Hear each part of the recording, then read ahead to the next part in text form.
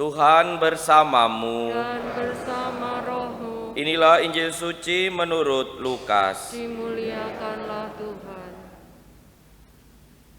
Yesus berkeliling dari kota ke kota dan dari desa ke desa memberitakan Injil Kerajaan Allah.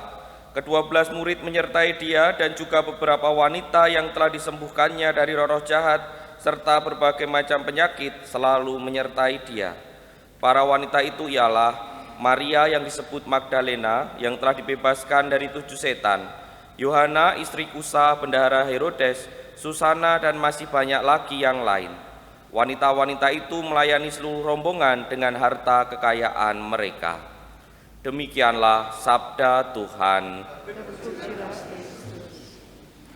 Para romo, bruder, suster, bapak, ibu, dan saudara-saudari yang terkasih dalam Tuhan, pada bacaan pertama dan bacaan Injil hari ini kita melihat bahwa dalam segala zaman, dalam terbentuknya gereja, selalu ada orang-orang yang kemudian mau membagikan dirinya, mau membagikan sesuatu untuk perkembangan gereja.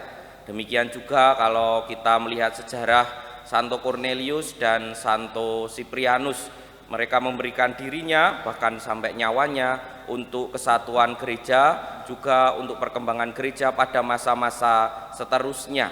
Pada bacaan Injil kita mendengar bagaimana beberapa wanita selalu menyertai Yesus dan berkontribusi atau memberikan dirinya melalui harta mereka. Dan ini bagi saya penting ini, karena Yesus ini kan jalan dari kota ke kota begitu, kadangkala ya butuh ransum, butuh makan dan lain sebagainya, ya wanita-wanita ini yang kemudian menyediakannya. Makanya tidak heran Yesus kuat sampai mana-mana lah, wong ada yang kemudian membantu dalam menyediakan makan atau mungkin menyediakan tempat tinggal dan lain sebagainya.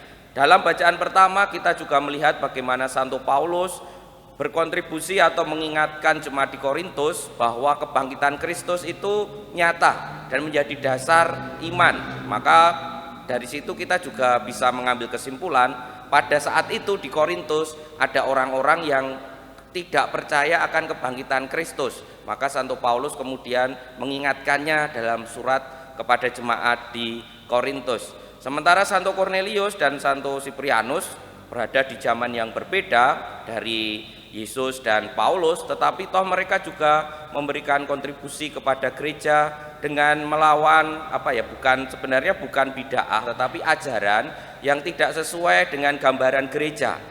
Kisahnya simpel sebenarnya, kan gereja dianiaya, pengikut Kristus itu kalau ketahuan dibunuh.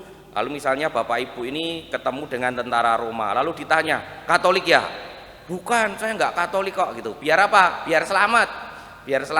Lalu penganiayaan agak reda, kaisarnya meninggal. Lalu muncul persoalan, orang-orang yang tadi menolak ikut Kristus ya? Bukan, itu boleh nggak kembali ke gereja? Pertanyaannya hanya itu saja.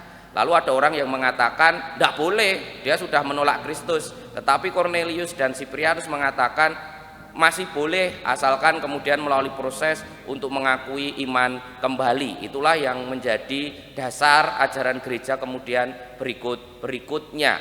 Maka Cornelius dan Cyprianus ini pun berkontribusi dalam perkembangan gereja sampai sekarang. Ya bayangkan kalau yang dianut adalah itu tadi, sekali mengkhianati gereja tidak boleh kembali. Ya itu kan bukan gambaran gereja seperti sekarang. Maka dalam segala zaman kita semua melihat banyak tokoh yang berkontribusi untuk gereja. Pertanyaannya, kita yang hidup di dunia sekarang itu memberikan kontribusi dengan cara apa? Dari semua kontribusi tadi hanya ada satu hal yang sama, yaitu pasti ada pengorbanan ketika kita menyumbangkan sesuatu. Kalau kita ingin berkontribusi, pasti ada hal yang harus kita korbankan, entah waktu, entah hobi, entah kesenangan, bahkan mungkin nyawa. Dalam tanda kutip nyawa itu bukan berarti harus mati, tetapi harus kemudian mungkin dibenci, digosipkan dan lain sebagainya.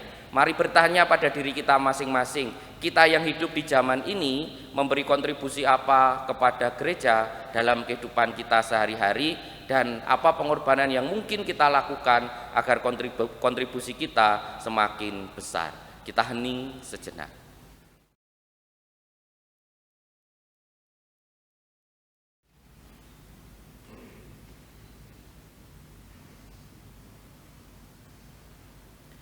Kemuliaan kepada Bapa dan Putra dan Roh Kudus seperti pada permulaan, sekarang, selalu, dan sepanjang segala abad. Amin.